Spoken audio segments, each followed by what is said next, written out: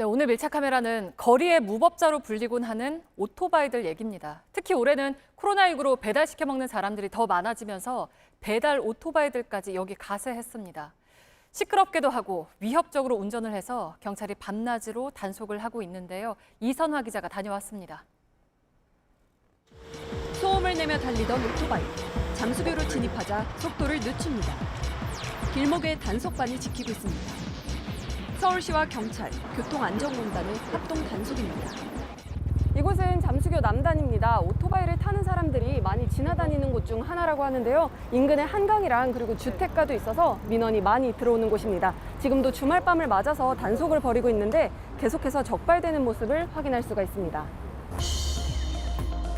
소음이 심한 오토바이를 세우고 현장에서 구조 변경 내역을 확인합니다. 공단 전산망에 등록된 내역과 일치하지 않으면 불법입니다. 오토바이가 머플러가요. 구조가 순정품이 아니잖아요. 처음 걸렸는데.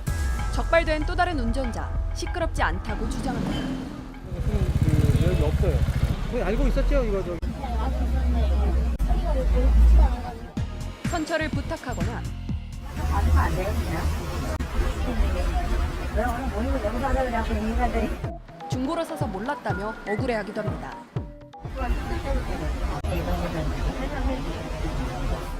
실수 없이 적발되던 오토바이들, 단속 2시간여 만에 자취를 감췄습니다. 단속 사실이 알려진 겁니다. 2륜차 동호회 카페인데 네. 이런 식으로 다들 정보 공유를 하더라고요.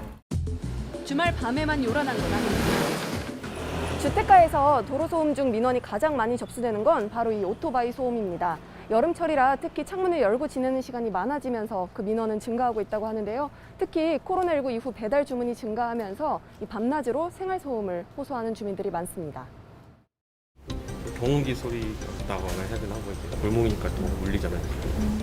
집 나오자마자 퍽거리니까 계속 퍽퍽거리니까 잠도 제대로 못 자.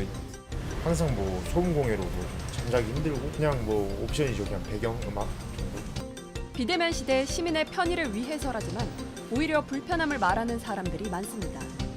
하지만 배달원들은 소리를 내면 배달할 때 더 안전하다고 말합니다. 차들이 옆에 소리 듣고 안 보일 수도 있으니까 소리 듣고 조심하려는 편이기도 해요.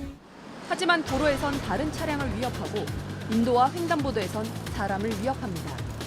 일방 통행길에서 역주행은 기본, 신호를 무시하고 가로질러 가기도 합니다. 더 많은 성과를 내기 위해 또는 주문자의 독촉 때문이라고 말합니다. 빨리빨리 다닐수록 이제 코를 좀 더 탈 수 있고 그런 거라서 저희한테 독촉을 막 하고 하셔가지고 출력도 올려야 되고 이제 바쁘지면서 이제 신호도 잘 안 지켜지고. 또 다른 사정도 얘기합니다. 시간 느긋하면 솔직히 불편 유턴이고 신호 안 지킬 이유가 없는데 또 늦으면 이제 쌓이면 제지가 와요.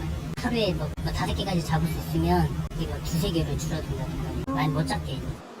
매일 불시 단속을 하는데 반복해서 위반하는 사례가 적지 않습니다. 아, 인도로 주행하셨어요? 횡단보도가 나가지고 저도 그쯤이에요. 저번에 근데 신호위반이었어요. 도주하는 운전자도 있지만 안전상의 이유로 추격전을 벌일 수는 없습니다. 하지만 끝까지 적발하겠다고 말합니다.